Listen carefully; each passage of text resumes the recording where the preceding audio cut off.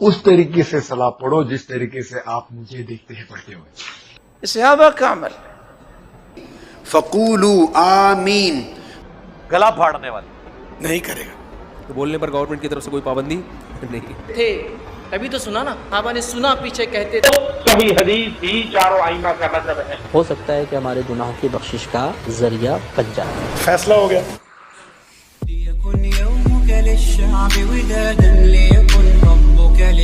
मुफ्ती साहब मस्जिद हाजा में नमाज के दौरान सूरह फातिहा के बाद आमीन तेज़ आवाज़ में बोलते हैं।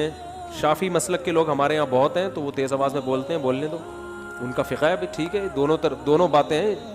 हदीस में तेज़ आवाज़ का भी जिक्र मिलता है, आहिस्ता का भी तज़किरा मिलता है, इसलिए फ़ुक़हा का इख्तलाफ है, तो कोई किसी भी राय को फॉलो कर सकता है। हमारी मस्जिद में शाफी मसलक के लोग भी हैं और कुछ अहले हदीस भी आते हैं, तो वो भी बोलते हैं। तो बोलने पर गवर्नमेंट की तरफ से कोई पाबंदी नहीं है।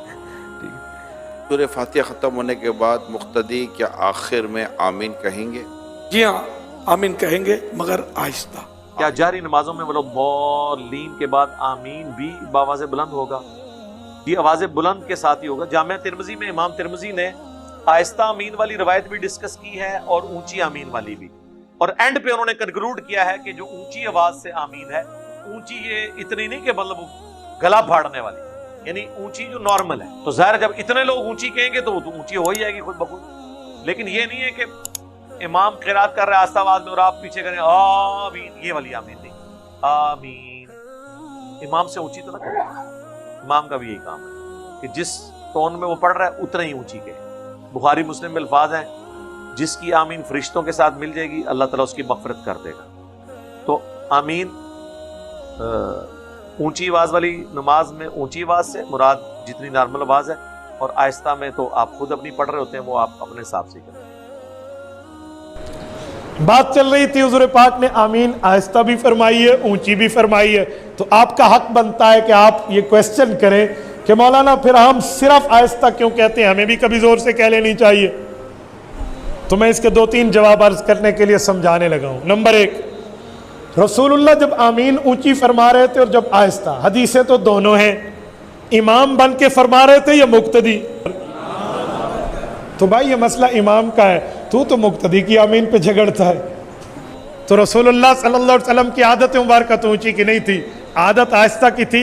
बयान जवाज के लिए ऊंचा पड़ा था, इसलिए बयान जवाज के लिए ऊंचा जायज़ है, वरना आदत तो आहिस्ता की है। तो हमारा इमाम हुजूर की आदत मुबारक पे अमल करता है।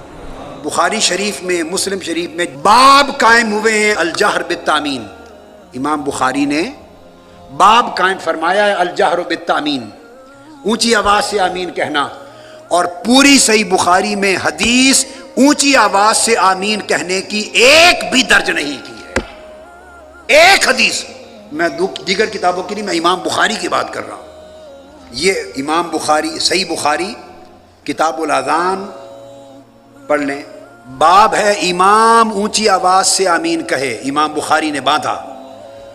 और इसके तहत जो हदीस दी इमाम बुखारी, हदीस एक ही लाए, सिर्फ इस मौजू पर हदीस एक ही है, और उस हदीस में ऊंची आवाज से आमीन कहने का सिरे से कोई जिक्र ही नहीं है।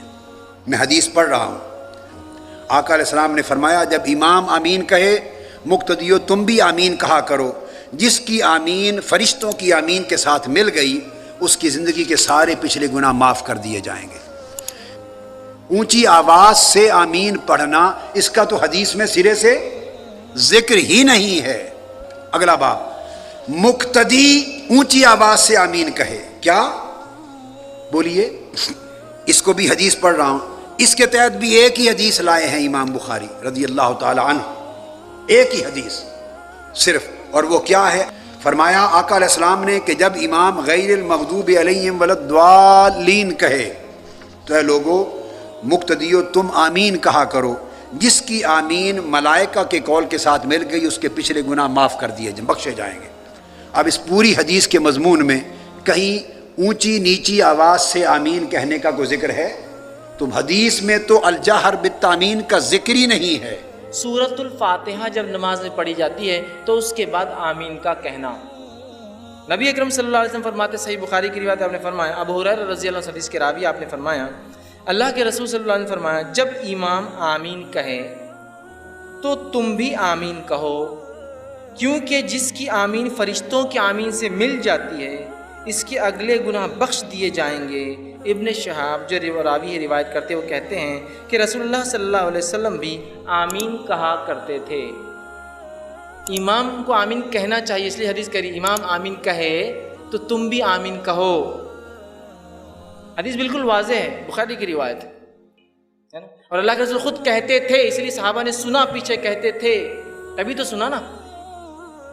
جب امام غیر المغضوب علیہم ولا الضالین کہتا ہے تو حکم یہ ہے آمین کہو۔ اور آپ صلی اللہ علیہ وسلم نے کیسے آمین کہی؟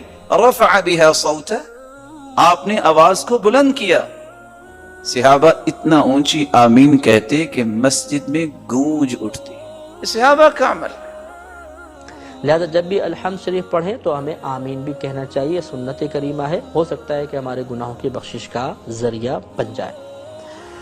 رسول اللہ صلی اللہ علیہ وسلم سے صحیح حدیث میں جو چیز ثابت ہے وہ بلند آواز سے آمین کہنا ہے۔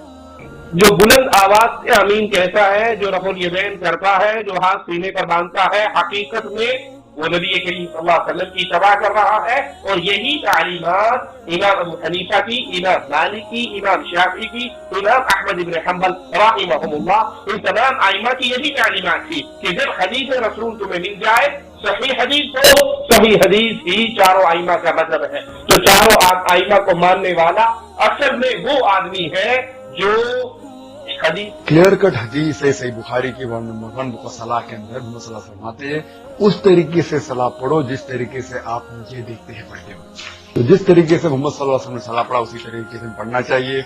جہاں تک کہ آمین کہنے کا سلسلہ ہے، صحیح بخاری کی حدیث ہے کہ محمد صلی اللہ علیہ وسلم نے کہا ہے کہ سورہ فاتحہ ختم ہونے کے بعد آمین زور سا کہیے، تو آمین زور سے کہنا صحیح چیز ہے۔